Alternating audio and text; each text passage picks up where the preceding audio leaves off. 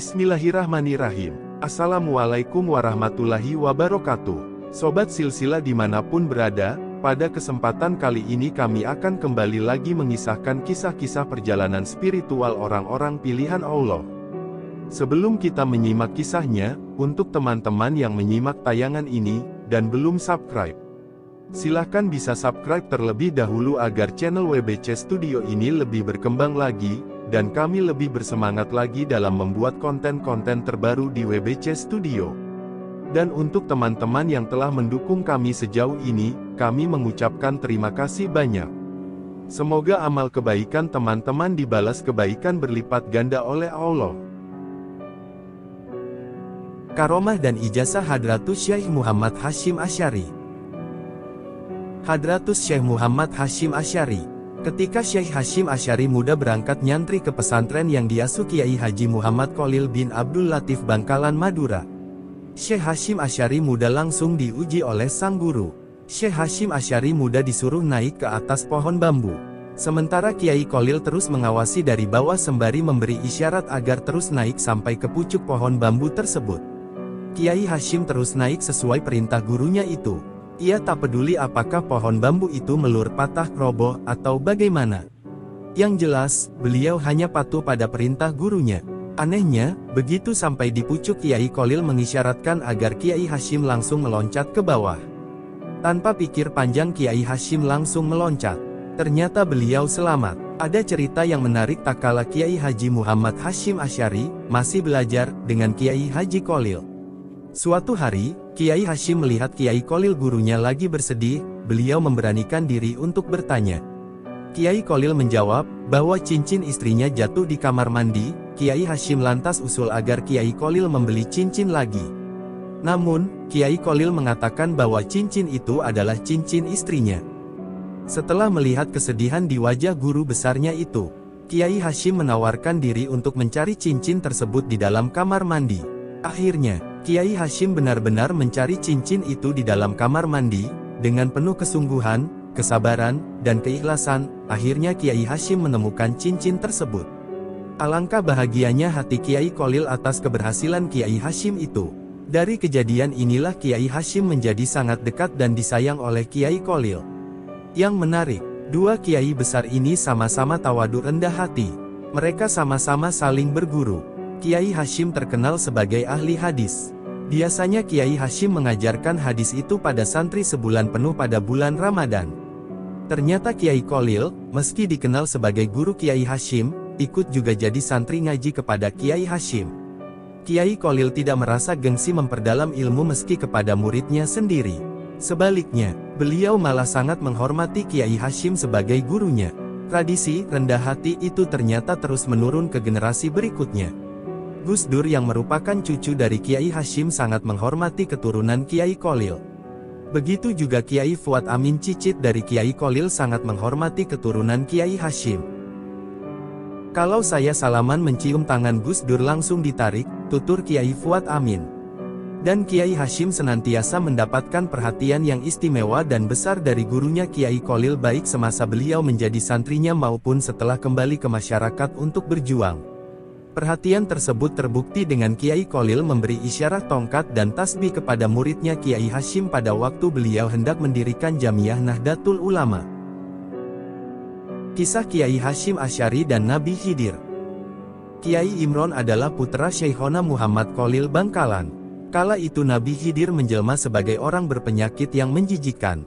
Orang itu tiba-tiba muncul entah datang dari mana dan tiba-tiba saja minta gendong Kiai Imron. Namun beliau menolak. Karena menolak orang itu lantas mendatangi Kiai Hasyim dan minta untuk digendong beliau. Waktu itu Kiai Hasyim masih mondok di pesantren Kiai Khalil. Tanpa merasa risih dan jijik Kiai Hasyim menggendong orang tersebut dengan tulus. Pada waktu hampir sampai di pesantren orang itu minta diturunkan. Orang tersebut kemudian berkata, sampaikan kepada Kiai Imron, bahwasanya saya ini adalah Nabi Khidir. Setelah itu orang tersebut lenyap. Begitu kabar ini disampaikan, Kiai Imron terkejut. Ia menyesal telah menolak menggendong orang berpenyakit itu yang tak lain adalah Nabi Khidir. Sejak itu, kabarnya, Kiai Imron bertekad untuk mencari Nabi Khidir. Ia terus mengembara untuk mencari Nabi Khidir. sebagai bentuk rasa permohonan maaf dan penyesalan beliau. Keluarbiasaan yang Allah perlihatkan melalui walinya. Pernah beberapa kali penjajah hendak menghancurkan pondok pesantren Tebu Ireng, dengan berkali-kali menghujamkan bom di pesantren tersebut, tapi bom itu tidak pernah ada yang meledak satupun. Pondok pesantren Tebu Ireng selain sebagai tempat belajar para santri, juga sebagai salah satu markas pasukan pejuang kemerdekaan Republik Indonesia. Pada waktu terjadi perang kemerdekaan, semua orang yang akan pergi berperang menghadapi penjajah, akan dikumpulkan terlebih dahulu oleh sang Panglima Kiai Hasyim Asy'ari. Mereka diberi air minum sambil dibacakan, "Ya Allah ya Hafiz, ya Allah ya Muhid, fansurna ala kaumil kafirin." Semua orang yang dikumpulkan tersebut, oleh Kiai Hasyim Asy'ari diberi beberapa pantangan yang tidak boleh mereka langgar selama berperang. Siapapun yang melanggar pantangan tersebut, maka pasti akan terkena tembakan musuh. Tegas Mbah Hasyim. Pasiin adalah salah seorang saksi sejarah atas kejadian itu yang masih hidup. Atas izin Allah, Kiai Hasyim Asy'ari mampu mengetahui apa yang sedang terjadi di tempat lain, meskipun dirinya berada jauh dari tempat itu. Serupa dengan riwayat yang mengkisahkan tentang karomah sahabat Umar bin Khattab, yang mana beliau dapat mengetahui apa yang sedang terjadi pada pasukannya di medan perang dan cukup beliau memberi perintah dari atas mimbar. Waktu itu Kiai Hasyim Asy'ari sedang mengajar di hadapan para santrinya di Pondok Tebu Ireng. Pada saat yang sama beliau dapat mengetahui keadaan para pasukannya yang sedang melawan penjajah di daerah Pare, sebuah daerah yang jauhnya kira-kira 30 km dari Pondok Pesantren Tebu Ireng. Di samping mampu melihat suasana perang yang sedang berlangsung dari jarak 30 km, Kiai Hasyim Asy'ari pun cukup memberi perintah kepada para pejuang itu dari tempat mengajarnya. Jikalau Kiai Hasyim Asy'ari ingin memberi suatu amalan kepada santrinya, maka dipanggillah 3 orang santri, lalu dilihat dengan mata hatinya. Dari basirah itu, beliau lalu memilih salah seorang dari ketiga santri tersebut yang benar-benar memiliki kemampuan melaksanakan amalan yang akan beliau berikan. Berikutnya, 2 orang santri yang tidak beliau pilih, mereka disuruh keluar dari ruangan tempat mereka dipanggil. Bukan hanya kiainya yang hebat, tapi para santrinya pun memiliki nilai keramat. Terbukti saat Jepang menjajah Indonesia, di daerah Jombang terdapat para tentara Jepang yang siap menindas. Namun setiap kali tentara Jepang mendatangi pondok pesantren Tebu Ireng, kendaraan yang mereka pakai selalu tidak bisa berjalan jika bannya disentuh oleh para santri Kiai Hasyim Asy'ari. Hadratus Syekh Kiai Hasyim Asy'ari, di samping dikenal sebagai tokoh Islam dan pendiri NU, beliau juga dikenal sebagai pahlawan nasional. Salah satu dari jasa beliau adalah mengenai peran serta beliau ketika terjadi perang kemerdekaan di Surabaya. Ketika itu, Kiai Hasyim Asy'ari mengeluarkan resolusi jihad yang mewajibkan setiap orang Islam yang tempat tinggalnya berjarak di bawah 96 km dari Surabaya, mereka wajib datang ke Surabaya untuk berperang melawan penjajah. Akhirnya masyarakat Islam berbondong-bondong datang ke Surabaya dan tidak sedikit dari mereka datang dari daerah yang jauh. Meskipun para pasukan pejuang kemerdekaan Indonesia hanya menggunakan senjata seadanya seperti bambu runcing, namun atas berkat doa para ulama, Allah menurunkan pertolongannya sehingga tentara penjajah menderita kerugian besar. Peperangan bersejarah itulah yang terjadi pada tanggal 10 November yang kemudian diperingati sebagai Hari Pahlawan oleh bangsa Indonesia. Semangat Jihad Kiai Hasyim Asy'ari. Tepat pada tanggal 21 dan tanggal 22 Oktober tahun 1945, Kiai Hasyim Asy'ari mengumpulkan wakil-wakil dari cabang NU di seluruh Jawa dan Madura di Surabaya. Dalam pertemuan tersebut, diputuskan bahwa melawan penjajah sebagai perang suci dan hukumnya fardu ain. Saat ini populer dengan istilah resolusi jihad. Setelah resolusi jihad dicetuskan, ribuan kiai dan santri bergerak ke Surabaya. Pada tanggal 10 November tahun 1945 atau tepatnya 2 minggu setelah resolusi jihad dikumandangkan, meletuslah peperangan sengit antara pasukan Inggris melawan tentara pribumi dan juga warga sipil yang cuma bersenjatakan bambu runcing. Konon, ini adalah perang terbesar sepanjang sejarah Nusantara. Menurut Kiai Wahab Hasbullah, prinsip hidup Kiai Hasyim Asy'ari yaitu, berjuang terus dengan tiada mengenal surut, lelah dan istirahat. Salah satu prinsip semangat juang Kiai Hasyim Asy'ari didasari dari hadis Rasulullah yaitu, "Demi Allah, jika mereka kuasa meletakkan matahari di tangan kananku dan bulan di tangan kiriku dengan tujuan agar aku berhenti dalam berjuang, aku tidak akan mau menerimanya bahkan nyawa taruhannya." Al-Hadis. Kiai Hasyim Asy'ari senantiasa mengingatkan kepada santri-santrinya untuk selalu mengikuti dan menjadikan tauladan dari perbuatan Nabi Muhammad. Amalan, ijazah dan sekaligus karomah dari Kiai Hasyim Asy'ari. Meneladani Rasulullah sebagai idola utama manusia, itu yang senantiasa beliau wasiatkan bukan hanya kepada santri-santrinya tetapi juga kepada seluruh kaum muslimin. Semangat jihad membela agama dan bangsa, beliau adalah ulama yang mujahid, ahli jihad, yang negarawan dan memiliki patriotisme yang luar biasa. Hal ini bisa kita lakukan sesuai dengan kemampuan dan profesi kita masing-masing, ulama, ustadz, guru, pegawai, pelajar, santri, pengusaha, pejabat, petani, nelayan dan lain-lain. Jihad tidaklah harus berperang atau memikul senjata, segala bentuk perbuatan baik dan membawa manfaat serta mencegah segala bentuk perbuatan keji dan munkar itu sendiri juga merupakan suatu jihad. Beliau memiliki pribadi yang ikhlas dalam bertindak, termasuk ikhlas melayani umat, masyarakat dan bangsa Indonesia ini. Pribadi yang santun, rendah hati, tawadhu, tidak suka menonjolkan diri, menampakkan diri. Saling menghormati, suka bermusyawarah, tidak fanatik yang berlebihan merasa paling benar sendiri. Membersihkan hati dan mensucikan niat di dalam mengerjakan dan melakukan sesuatu, nasihat beliau dalam kitab Adabut Talim wa Muta'alim.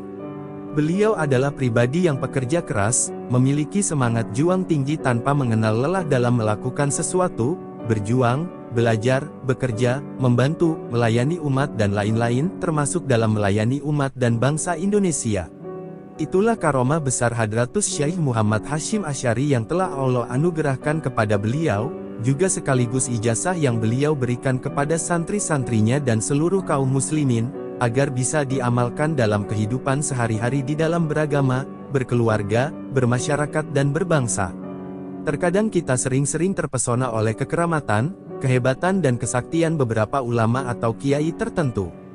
Contoh seperti kisah jika ada kiai yang bisa mendatangkan rizki secara tiba-tiba, bisa berada di suatu tempat yang sangat jauh dalam sekejap mata, bisa juga berada dalam suatu tempat yang berbeda secara bersamaan, mengetahui akan kejadian masa lalu dan juga mengetahui kejadian-kejadian yang akan terjadi, bisa terbang, mampu berjalan di atas air dan masih banyak lagi lainnya. Itu membuat kita terkagum-kagum, padahal semua itu tiada mustahil dan sangatlah mudah bagi Allah.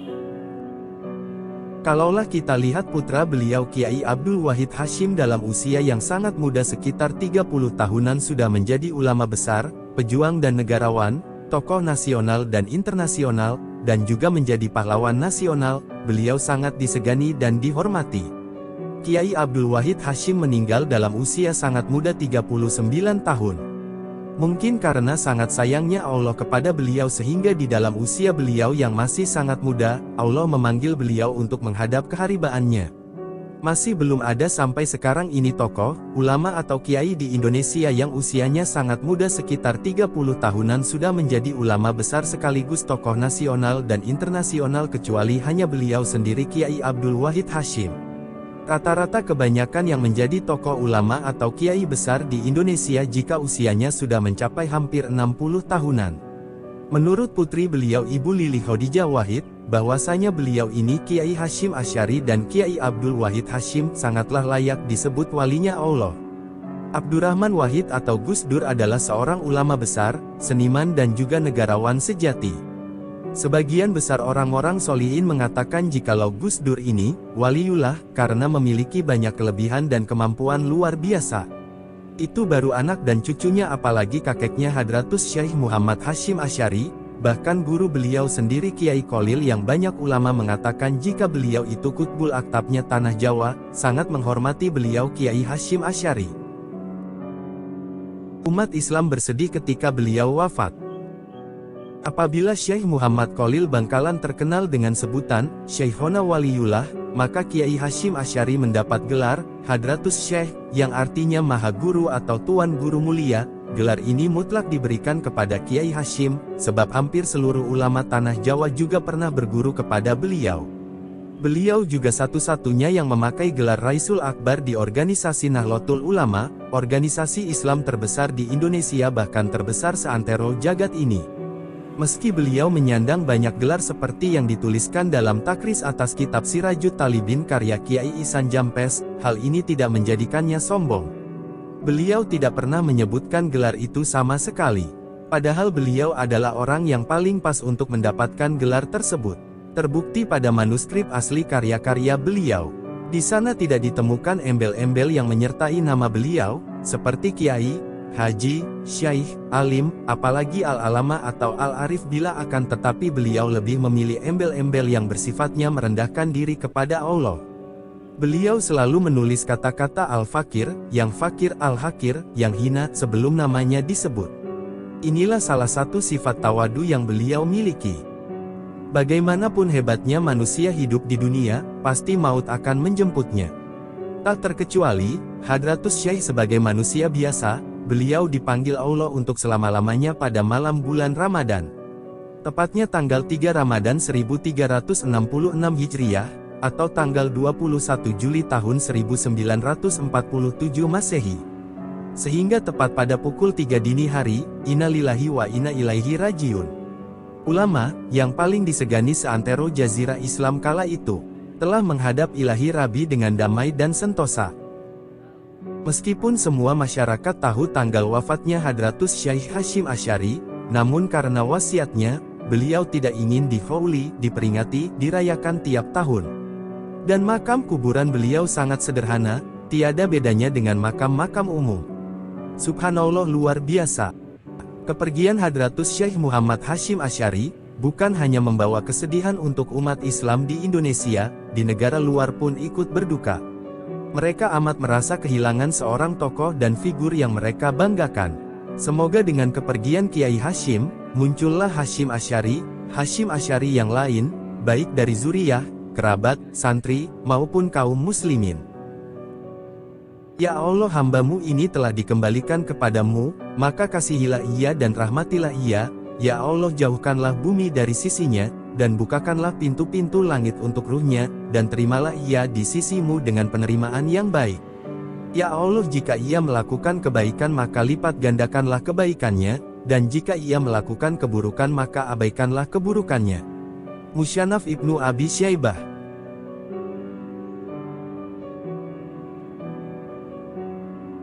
Semoga kisah di atas bisa diambil hikmahnya dan juga bisa diambil pelajaran oleh teman-teman sekalian. Mohon maaf kalau ada salah-salah kata.